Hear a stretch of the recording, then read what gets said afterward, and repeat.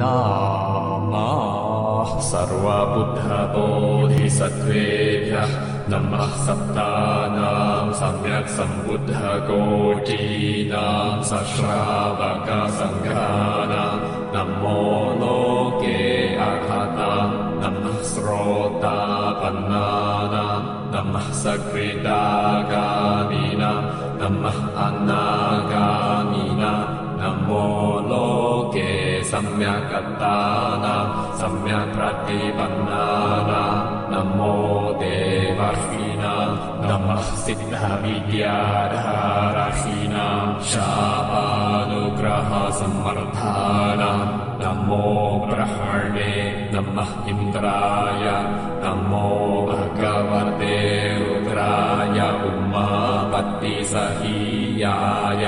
नमो भगवते